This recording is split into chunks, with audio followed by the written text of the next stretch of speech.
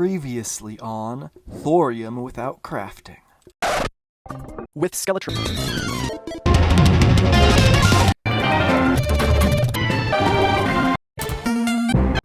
Everyone caught up? Great. Now we just have to fix a problem that only exists because I didn't think of the story for this playthrough until after I'd recorded all my footage, and then we can get started.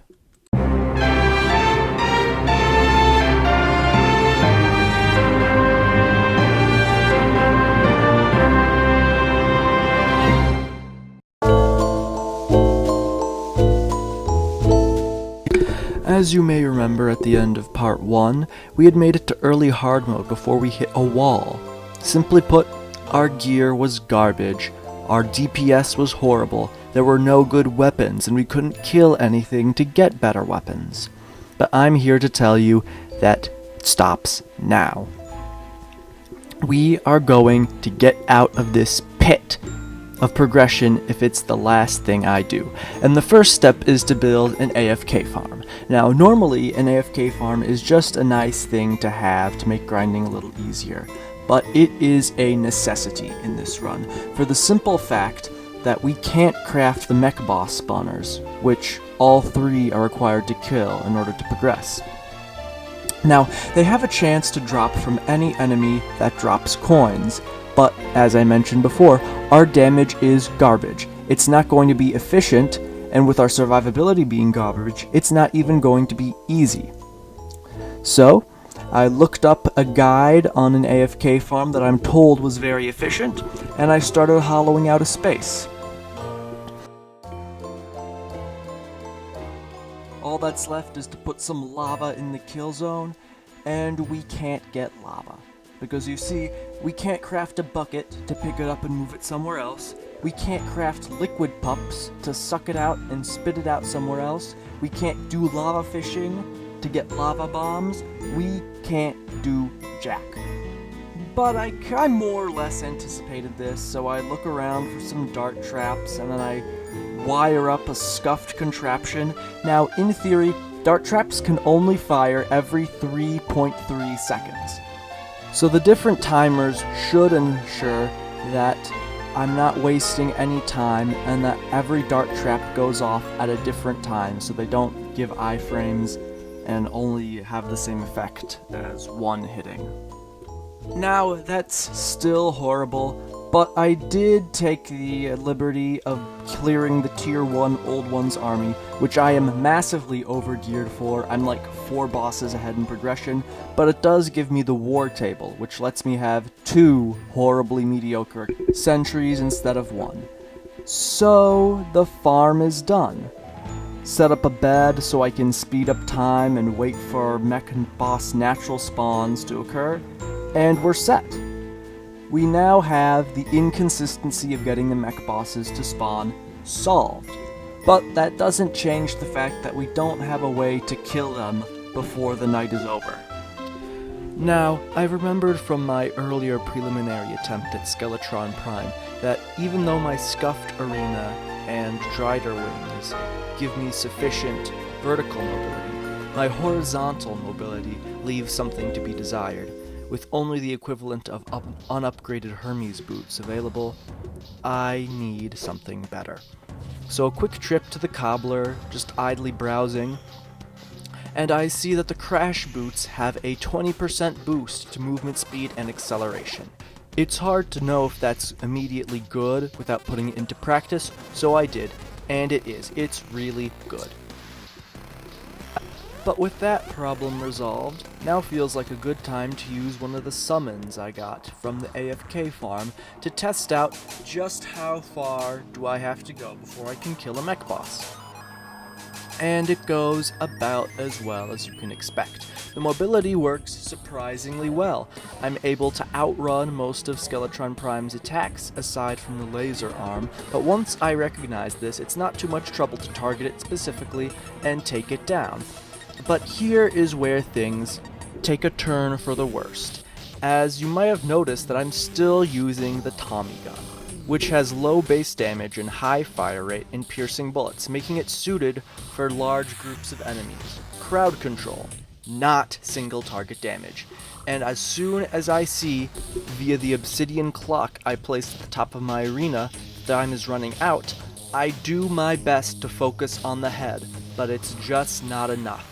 We get him down to maybe a third health if we're being generous, but daylight rolls around, Skeletron Prime enrages and kills us instantly, and has hammered home just how trapped we are in this pit of progression. But okay, back to the farm we go. This is probably where we would have gone anyway, even if we hadn't succeeded, and we get a twofer. A natural spawn from the Destroyer, which isn't great, as I haven't told you this before, but Skeletron Prime is actually our ideal mech boss pick. The Destroyer is too lengthy and tanky for our poor mobility to really deal with. We can get cornered easily. And the twins are just impossible, no matter how big we make our arena, which leaves Skeletron Prime. But you know what? We can deal. The greater boon is the Blood Moon spawn, because I have been waiting for a natural Blood Moon spawn for over 8 hours of hard mode progression. So we're able to head over to the Spiritualist and buy some Blood Warlock armor, which actually isn't that useful because we don't have any good healer weapons. And the healer armor actually diminishes non-healer damage, encouraging specialization in the healer class. So, yada yada, we get cornered by Destroyer and, pardon my language, raped. But the impromptu start to the fight where I teleported from the dungeon back to spawn did remind me that the Destroyer doesn't actually despawn when you get too far away, like every other boss in the game. That'll be important later, trust me. And by later, I mean right now, because it's time for a rematch. And I'm not going to waste this summon like I did my earlier mechanical skulls. This time, we're going to win. I looked through my chests of obsolete items and I found Ariadne's Thread, an item that you buy from the tracker after killing the Minotaur in the dungeon. Costs 60 mana and it teleports you to the dungeon entrance. Now we can abuse the fact that the Destroyer doesn't despawn to use my magic mirror to teleport to spawn and the thread to teleport to the dungeon at the other end of the world. One problem, 60 mana. We get 20 maximum mana at the start. We can't craft mana crystals to upgrade it. Using the crystal ball gets us an extra 20 mana, but that's still not enough. So I use the arcane Band of Star power that I've been using all game to give me plus 40 mana. But because I can't combine accessories, that means I have to substitute something else in order to use the thread. And I chose my boots, meaning my horizontal mobility is shot. But hopefully the instant teleportation should be enough. Everything's going fine. I can use my increased mana to use all the healer tools I've been collecting throughout my run, heal to full health, then teleport back in before the Destroyer has even gotten halfway close to the dungeon. Everything is going fine until I look at the time. The clock at the top of the arena says 2 a.m., but you can't trust it.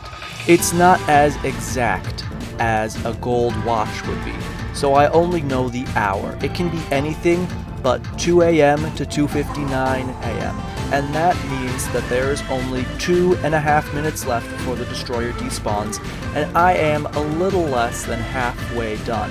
I can make it, but I really need to pick up the pace. I have to start cutting corners, spending longer in the Destroyer before teleporting to safety, spending less time healing at the dungeon before teleporting back. Will I make it? It's 3 a.m. Ignore the drones, target the Destroyer directly, high velocity bullets pierce around 3 times, I believe, and we're done. Destroyer is beaten. Bit of progression, escaped. All we had to do was cheat. I had to cheese. I had to use a method I learned from a gay femboy. With the defeat of one mech boss, it's easier to list the opportunities that aren't opened up. But we get a new minion, the Steam Gunner controller, we get a new sentry, Valifor, and most importantly, we unlock the Tier 2 Old Ones Army event, which has actual weapons at the end of it. But it's a difficult event. Arguably one of the most difficult Terraria has to offer, and the leftover sentry from Tier 1 just isn't cutting it. I do a couple attempts refining my strategy, but they both end the same way, with me losing before I earn even a single defender's medal. I could have been completely locked out here, but I remembered I had saved up medals earlier, and I buy the upgraded sentry. And then from there, things go easier, is what I would say if I didn't keep losing. But I refine my strategy more.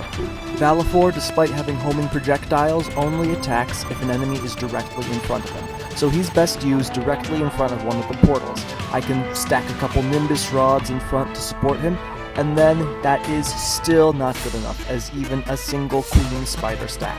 I bet this is the first time anyone has ever wished they had a Queen Spider sentry in their back pocket, but we make do with what we have. After more failed attempts, I leave the Valifor Nimbus Rod contraption on one end, and then I stack all of my other sentries on the other end until I've covered all the ground, and then I start supporting Valifor.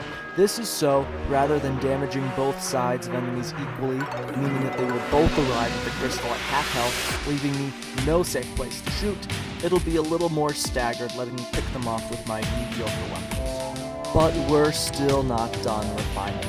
My weapon choice is painfully unsuited for killing the Thorium wyverns, which deal high damage, can really wreck the crystal, and they require me to turn my attention away from picking off the other enemy. The solution is a gun that I could have bought from the Zoologist at any time in hard mode, and thus ignored the past 8 hours of gameplay, but I'm not bitter at all. Basically, it lets you switch between 5 modes. Rapid fire, but no extra bells or whistles, fire mode, ice mode, grenade mode, and homing mode. Grenade, fire, and ice mode all suck or are completely situational. Homing mode is good for annoying hard enemies to hit like the wyverns, and normal mode actually deals pretty good damage and hits hard. But I don't know that yet. So I waste time looking around for grenades. I eventually make it to the ogre, but my damage isn't good enough to kill him beforehand. I make an arena so I can snipe the ogre from a distance, but I don't have the damage to kill him quickly, so I look for grenades. Grenades don't work. I just give up and try the snarky gun, and then we're cooking, and then we're done. We've beaten the ogre. And you know a fun fact? You can't end the Old One's Army event until you kill a boss, when it will tick over from 99% to 100. But if you manage to somehow kill the boss before you reach 99%, another one will just show up, just in case you weren't having enough fun. So I killed the boss and get 2 treasure bags. I got what I needed in the first one, but it's nice to have, but mostly as a trophy that just after suffering through horrible DPS, I finally have something that I might call usable. After that, there was a solar eclipse, another thing that I had been waiting hours to use, and the first thing I got is an upgrade to the Nocturne, the bard weapon that buffs my health regeneration. This one does that, and also buffs defense. It's an upgrade to be sure, but it's always been more of a stopgap, since empowerments only last for around 10 seconds, and it heals 1 HP per second. That's 10 health, and it's not even immediate. That's like putting a band-aid over a gaping artery wound. Other than that, I took the opportunity to test out my arsenal because I wanted to farm for another throwable weapon that drops here, just to hedge my bets. I didn't get it, but I did find out that paired with the healer armor, the Hippocratic crossbow is actually pretty good damage. It's a shame that I already have another damage dealer that's easier to use, can switch to homing if I feel like it, and doesn't drop the damage of my summons. I figured that out in the first couple minutes of the solar eclipse, and then I farmed the rest of it out. Time that would have been more engaging, spent in the farm taking a nap. The Flying Dutchman is on the contract list, so I'd been farming on and off for a pirate map to spawn an invasion so I could kill the darn thing. Even going so far as to set up a miniature jungle in the ocean biome to boost spawn rates. It didn't pay off until I just buckled down, used the chef's food as a bootleg potion, and got ready to grind for a long time. After which, of course, it dropped quite easily. Hi pirates. Bye pirates. When I'd finished all my post-1 mech boss errands, there was nothing left to do but to take down the other 2. And I of course targeted the twins, which happened to be the first summoning item to drop. And this twins fight was incredibly smooth, so much so that I finally get how the twins can be called the easiest of the 3 mech bosses. But the other thing I learned from this boss fight is that there is no way this could have ever been my first mech boss. No matter if I extended my arena to the whole world, it still wouldn't have given me the vertical mobility to effectively dodge the twins. But with the developer wings I got in a lucky drop from the ogre, again invalidating the jetpack I went through so much trouble to get, the first twin falls and the second one falls into phase 2, which lets me end the fight in comfort with the awe-inspiring power of an ugly pile of rocks.